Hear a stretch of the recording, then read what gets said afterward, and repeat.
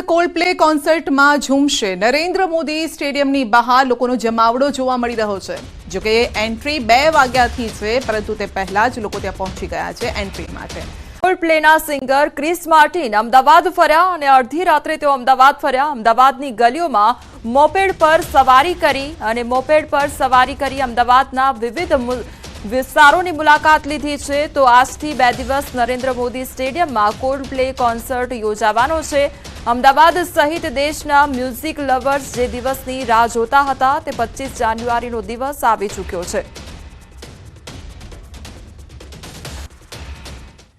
India tour पर आवेला कोल्डप्लेना 4 जे star है ते अत्यारे हाल अमदावादनी विजिट पर है। 25 जान्युआरी और 26 जान्युआरी 2 दिवस अलग अलग तेओ वर्ल्ड टूर करी रहे अने अमदावाद पहुंचा है। परंतु मानवामां आव्युं छे के ज्यारे पण तेओ अमदावाद सहित अनेक जग्याए ज्यां टूर करी है त्यारे तेओ सामान्य पब्लिकनी जेम निकळता होय छे अने अनेक गलीओ जे आसपासनो विस्तार छे तेम वॉक करवा पण निकळता होय छे।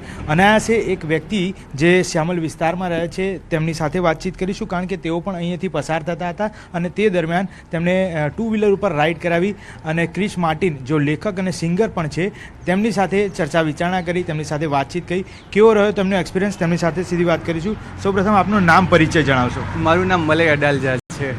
मतलब भाई आप क्यांथी पसार थई रह्या हता अने आसे केवी रीते क्रिस मार्टिन आपने मળી ગયા અને આપે એમને કેવી રીતે રાઈડ કરાવી? એટલે હું વસ્ત્રાપુરથી શ્યામલ જઈ રહ્યો હતો, તો આ બાજુ આ રસ્તેથી આપણે મીન્સ આઈટીસી વાળા રસ્તેથી જઈ રહ્યો હતો, તો મને ક્રિસ જે દેખાઈ ગયા જે વોકિંગ કરતા હતા એની ક્રૂ સાથે, તો મેં એમને જોયા તો મેં ગાડી મીન્સ એક્સેસ ઊભું રાખ્યું અને એમને રિક્વેસ્ટ કરી કે સેલ્ફી માટે। તો ક્રિસે એવું કીધું કે ભાઈ સેલ્ફી તો આપીશું તને, પણ મને પહેલાં એક્સેસ મેં રાઈડ કરે। એટલે એ આવી રીતના તરત જ મારી એક્સેસમાં બેસી ગયા પાછળ અને એ મારી સાથે એક્સેસમાં બેસીને થોડાક આગળ સુધીને અમે રાઈડ કરી અને તો એમાં એવી રીતના વાતચીત અમારી થઈ કે ભાઈ તમે કોન્સર્ટમાં આવો છો કે નહીં? તો મેં કીધું ના, મને ટિકિટ નથી મળી એટલે હું નહીં આવતો એમ। તો એ કે ઠીક છે, તો હું તમને કે ટિકિટ આપું છું કે તમે કોન્સર્ટમાં આવજો એમ।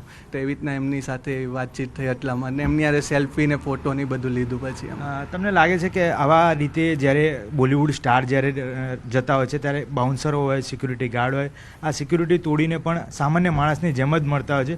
કેવો एक्सपीरियंस रह्यो અને ખાસ કરી આપની જન્મદિવસ પણ છે આવતીકાલે, તો તેને લઈ શું ગિફ્ટ મળી? એટલે જો આપણે આમ જોઈએ તો હાઉ ડાઉન ટુ અર્થ માણસ હતો, કારણ કે આટલો મોટો સ્ટાર છે કોલ્ડપ્લે, તો મને તો એમ જોઈને બાઉન્સર જ ના પાડી દેશે કે ભાઈ અમે સેલ્ફી ના આપી।